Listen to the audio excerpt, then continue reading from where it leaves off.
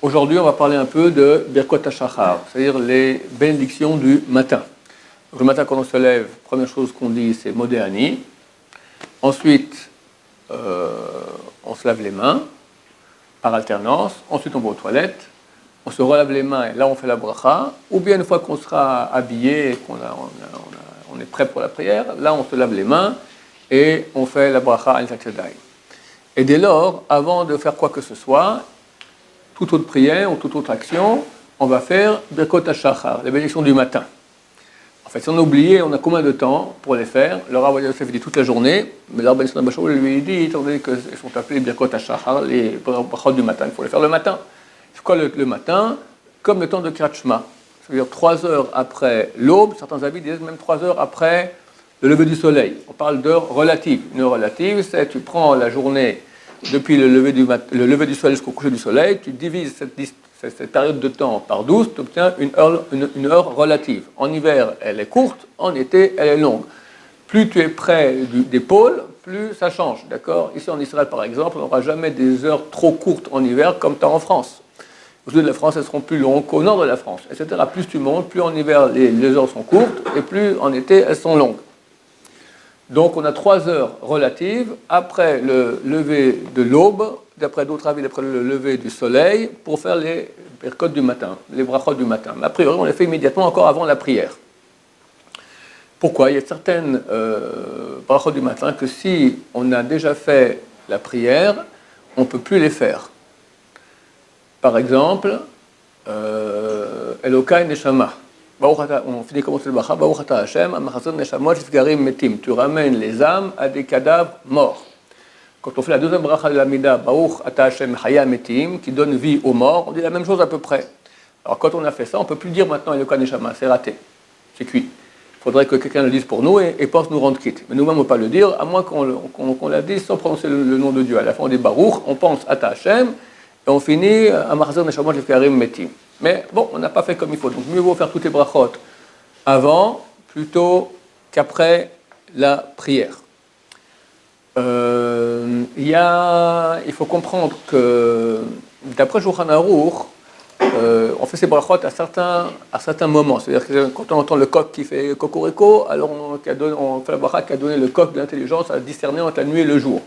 Quand on se lève, on dit Matir Asurim qui libère les prisonniers, Zokek Foufim qui relève les courbes, etc.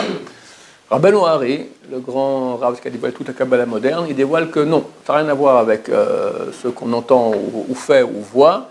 Il s'agit de lumière spirituelle. Il y en a 18 par rapport aux 18 brachot du matin, bénédictions du matin, et on les fait qu'on ait entendu le coq sonner ou pas. Aujourd'hui, c'est très rare quand on entend un coq sonner à Paris ou à Lyon. D'accord, il n'y en a pas tellement, ici encore à Jérusalem un peu plus, mais vraiment pas non plus beaucoup. Donc c'est clair qu'on ne le fait pas pour le phénomène physique qu'on est censé voir, mais pour des réalités spirituelles. Donc on les fait de toute façon, ces brachot-là, qu'on a entendu le coq ou pas. Il faudra faire attention à certaines brachot de ne pas changer l'ordre. Par exemple, il y en a 2, Matir Asurim, qui libère les prisonniers, et Zokef Kefufim, qui redresse les courbés. Qu'est-ce qui est pire, d'être un prisonnier ou d'être un courbé? La Torah comprend que c'est plus grave d'être un courbé. Pourquoi? Parce que tu es vraiment prisonnier toute la journée, tu es comme ça, tu es complètement... d'accord? C'est un handicap physique. Prisonnier, bon, un beau jour on te sortira, et puis ouais, en plus même dans ta prison, aujourd'hui les prisons c'est presque des hôtels 3 étoiles, d'accord? Bon, j'ai jamais été, mais en tout cas, ça, on peut en sortir, et c'est pas un handicap physique. Vu que la Torah comprend que être courbé c'est pire que d'être prisonnier, quand on va dire les louanges de quelqu'un, on ne va pas dire d'abord la grande louange, mais après on va passer une petite louange. Dieu, tu es le plus grand des rois, et en plus tu es le roi de notre ville. Non. Tu es le roi de notre ville, en plus tu es le plus grand des rois dans le monde entier. D'accord, on va toujours en grandissant. Donc il est absurde de dire d'abord la grande louange que tu redresses les courbés, et après passer la petite louange, tu libères les prisonniers. Alors celui qui a dit, qui s'est trompé, il ne peut plus dire la bracha qu'il a oubliée. Ça veut dire, s'il a dit Zokef Kefufim, qui redresse les courbés, il ne peut plus dire après qui libère les prisonniers. faut le faire absolument dans ce sens-là. Idem, les 3 dernières brachot des 18, un qui ne m'a pas créé non-juif, qui ne m'a pas créé esclave et qui ne m'a pas créé femme. Les sages d'Israël aussi comprennent qu'il y a ici un ordre progressif et il faut respecter l'ordre. Si on s'est trompé, alors là, il y a déjà une différence d'opinion. Le Ben Ishraï et d'autres poskim me disent que c'est cuit, tu t'es trompé, c'est terminé. Le Rav Yosef, il dit, si quelqu'un tient vraiment à dire la bracha qu'il a oublié, il a un avis sur lequel compter. Baruch Adonai, l'olam, amen, va amen.